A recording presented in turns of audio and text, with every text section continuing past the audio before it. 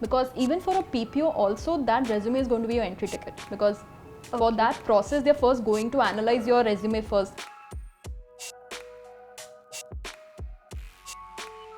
Use very proactive verbs and adjectives in there, like spearheaded if you headed a team, or like managed, handled, which shows that you've done something. There was a candidate who frequently changed their job around 6 to 7 months, 1 year max. That the max that they've stayed in one organization was like 1 year. And I remember seeing the profile on Naukri.com and reading the comment from another recruiter who had left their job hopper. What?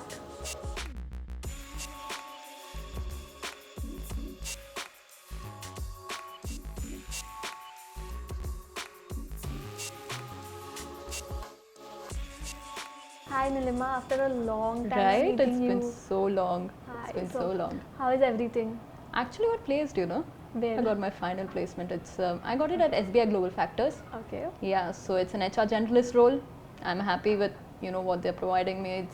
It's a huge tension that's just been lifted off my shoulders. So yeah, what about you? I heard your internship placements were going on. Yeah, so I got my internship in worldwide technology recently. Nice. And it's a great place, trust me. The work culture there and everything that they have told us, it's just great. I can't wait to just start with my internship already. Right. I can imagine that enthusiasm, trust me. So, anything else about your placement? Like, how was the process? Process actually, first they just took, they asked for our details, our resume. They shortlisted us on the basis of a group discussion. So like, we had a bunch of people sitting. The group discussion topic, it mostly was around there were two topics. So both of them centered around economics and current affairs mostly. So I'd recommend that, when it's your chance, you read up on your current affairs a lot. And then it was your, personal interview round, where it was challenging because trust me, the interviewer did not come to play, and they just threw me in the deep end, asked me the most out of the world question you could imagine. Like, I'm there sitting for an interview for an HR role and I'm being asked about my 10th standard curriculum, my physics, how my 12th standard went. So like, they really dig deep. That was like, difficult. and having been having recruited people myself, like I understand where they were coming from, but it's also a jarring experience to be on the other side. So like, yeah, it was, but I'm so happy that it came out with a very positive result. Why did they ask you these questions? Like, the question that was posed to me was, if you forgot some of the things that you've studied in your 10th, how can I expect you to remember your current curriculum? So that was a pressure test that basically they threw at me. Like, what, this is a difficult question. Completely unexpected question. Exactly. So how you're able to handle such unexpected situations, because in the corporate world you're going to find plenty of those. So can you just tell me, how did you handle the entire situation? Like, because tomorrow I have to be there, so I'll be ready for it. Right. So you know what? First, you just need to expect the fact that they are trying to see what you are. Okay. They only have your resume in their hand, they have your CV, but they still need to speak to you. They're seeing how you are as a person. And read up on your current affairs, obviously, read up on everything, but be prepared with what you've written in your CV. This internship, it's really great. Like the company, I checked out everything about it from their website and everywhere possible, LinkedIn and everything. I literally stalked them everywhere. So can you just give me some insights? How can I convert my internship into PPO? Right. So the first thing I'd recommend, obviously, doing well at your job, like doing what they have told you to, and going beyond that. But another thing would be to keep your resume updated, like to list that fact that you are currently pursuing an internship, list out all of the job roles and KRIs that you've been assigned, because even for a PPO also, that resume is going to be your entry ticket, because for that process they're first going to analyze your resume first thoroughly, how you've structured your internship experience there, what your extracurricular activities are, and if you have won any awards, any other projects that you've done, etc. So they're going to analyze your resume first, like thoroughly. So I'd recommend that first work on your CV also while you're doing the internship. Okay, so the first point is to work on my CV, like completely improve my CV. Right. Yes, I'd recommend it. Then obviously they're going to hold some interviews if they consider you for a candidate for a PPO. So being considered for that has to come from your work and how well you do your work, how well you deliver, and then they're obviously going to go through an interview. So over there they might dive into both the role that you're being offered and the work that you've done. So you should be well aware of both. Okay. Right. So now, as you were the part of placement cell in our college, the Super 30 team, and secondly, you also have done recruiting. Right. So what are the things you think that I should improve in myself over the period? The first thing would be what I've noticed with many, students and candidates is not being thorough and clear with how they format their CV or how they format their resume. Like there's a thing called ATS, applicant tracking system, which many companies use to, automatically scan through various of resumes because they get hundreds and thousands of applications per day. Yeah. So getting your resume to be that formatted well that it is accepted by that ATS is a huge major step. And that I believe can be done with using the right keywords or, basically structuring and using such language in that CV that, the ATS, that AI catches it to be, for you to be a selected candidate there. And even if an ATS is not being used, your first impression of that CV should be that this is someone who, their skills are related to the job. So for example, would be to use very, your role specific keywords in your skills area basically. So for example, for a person who excels at analytics, so that their first agenda is going to be to list down all of the softwares that they are good at, list down all of the programming languages that they're good at, or which of the models or modeling techniques that they're good at. So, skills should be one area that should be properly mentioned and properly listed down as a fresher. Our educational experiences are, and then whatever life project and internship experiences that we had. And another thing would be to use very proactive verbs and adjectives in there, like spearheaded, if you headed a team, or like, managed, handled, which shows that you've done something. And to use numbers where you can, so like it quantifies your achievement. For example, if you've recruited 10 people in a span of 1 week, so, recruited 10 plus people in a span of 1 week, use those numbers. Because so obviously data is always much better. So what the ATS is going to catch, what the ATS is being fed with is a person needs to know Python for this particular job. The ATS is going to track if you have Python listed on your resume. And if you have that, that's a bonus point for you. But if you know Python and you know that Python is going to be used in that job, but if you don't have it listed in your ATS or in your resume, that's going to be a miss point.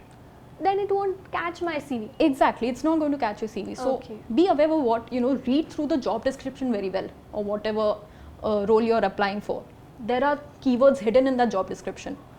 It's all listed there, so you can use those as a reference.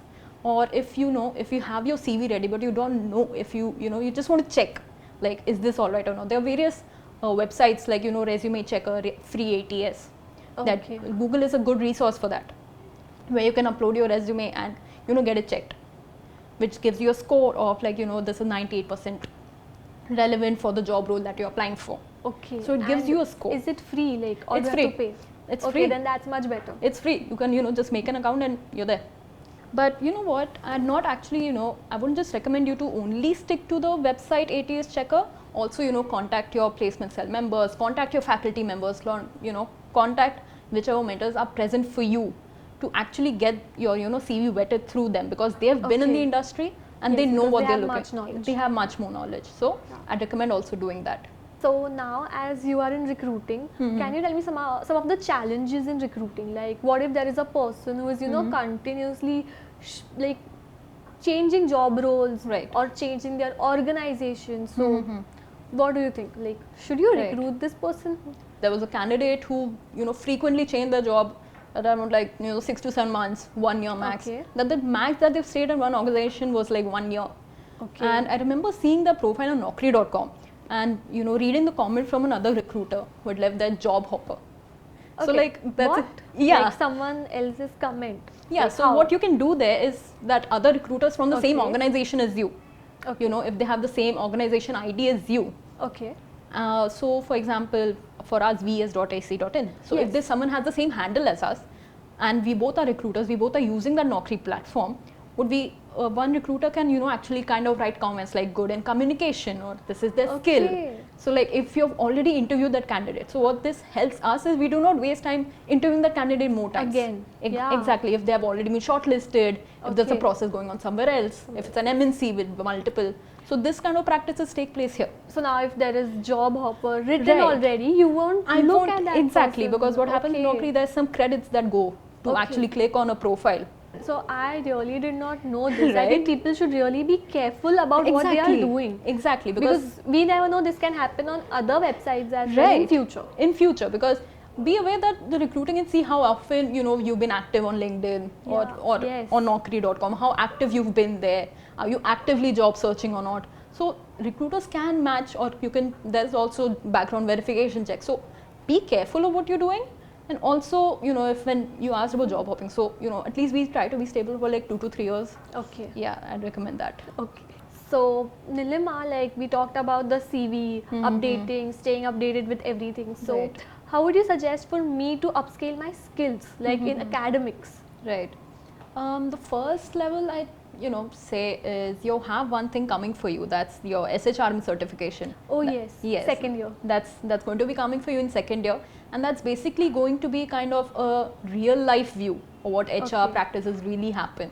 What happened, what you've been taught in all of our lectures till date, but versus what actually happens. So SHRM certification is going to give you that real life aspect, and also it's going to give you the knowledge that you actually need. For example, in your compensation lectures, simply going to taught about your salary structures. But in Okay. actual over there, in actual practice, you're going to be taught how salary structures are maintained, what kind of challenges they are Okay. facing till Today's world. today's world Okay. in compensation, various MNCs, what they are doing, or HR analytics. Over here, you're going to be using tools, but in HR analytics, you're going to be learning in SHRM certification at least, like what's the actual application of what they are doing till date, or in today's world. So you're going to be learning that. So there's one thing I'd recommend, use that certification to your power, because Okay. that the SHRM certification name holds a lot of power. It's an international certification.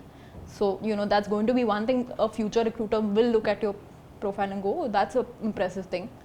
So like you can say that certificate has a lot. That's of a lot power. of weightage. So like Okay. it has a lot of power. Okay. So I'd recommend that.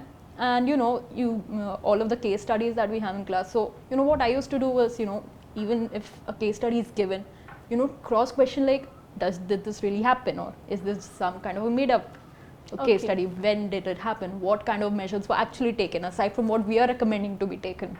Okay, so Right. just to check if it's actually authentic, Or not, was or, it just or- made up for study purpose? Right, if it's just made up Okay. for study purpose, or if our solutions are actually going to be applicable in those situations or Okay. not. So other job roles that as an entry level one can get into is performance appraisal, performance management. Okay. So that's basically just going to be seeing, you're basically tracking an employee's life cycle. You're seeing Okay. how well the employee is progressing in there, how well that appraisal system is going, how well their performance is going. If there's a dip in the performance, what can be done to remedy that? So you're working there. There's Then another we have training and development there. Right. So that is Okay. tied in with training and development, where Yes. you are the one developing training programs and executing those training programs.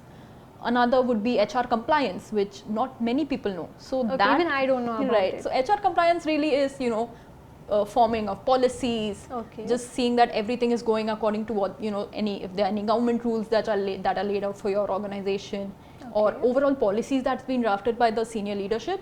So if that needs any revision, if there are people following the policies, if there's a defaulter, so much more of are people following the rules, basically, if we say Okay. in a very layman term. There are HR analytics, which not really an entry level, but as you get more into it, it's mostly analyzing each and every data that exists about HR.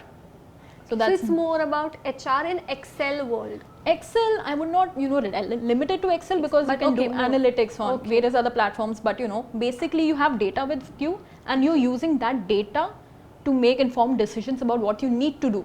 For example, Okay. if your data shows there's a high turnover, so what can be done? So those fun Fridays, there could be a Yes. reason that those fun Fridays are being conducted. Okay. That's a tactic to keep you engaged. All the bonuses that you get, all of the this monthly bonus, that bonus, that's a carrot being hung in front of you that you stay in this organization. That's a retaining tactic. So Okay. all of those decisions are made through HR analytics. So there are so many other aspects of HR that you can get into really, and that certification I said about, it's really going to help them. Because it will really help me to find about all the possible areas I can go in. So you know what, in our batch it was, the focus was like, HR certifications, what HR is doing and all. What's the situation like with your batch really? So in my batch, the focus is divided on all the specializations equally. We have marketing, we have finance, we have HR, we have operations, we have business analytics, that is BA. And the focus is divided on everyone. What we do now, what we are doing is like we have a certificate for HR, SHRM. So same, we have certificates for other courses as well. Like for example, for marketing, we have digital marketing. So for them, the certificate is based on their area of interest, which will benefit them. Like same way SHRM will benefit us, their certificate is going to benefit them. So I guess now the focus is equally divided on all the specializations. Right. And as we had a talk that we have faculty mentors. Right. So at the end of the day, everything is working great down. No, that's good to know. That's good to know. Okay. Well, it was great meeting you. It's been, it was great taking a trip down memory lane, honestly, because it almost feels like it's been, the 2 years went in by a quick flash. So yeah, I hope that you enjoy your coming year. Yeah, thank you so much. Like everything that you told me about the CV, about the company, about the system, about the various HR job roles. I had no idea about them. Like everything that I came to know today. It will really help me, and for the PPO. Thank you so much. You're welcome.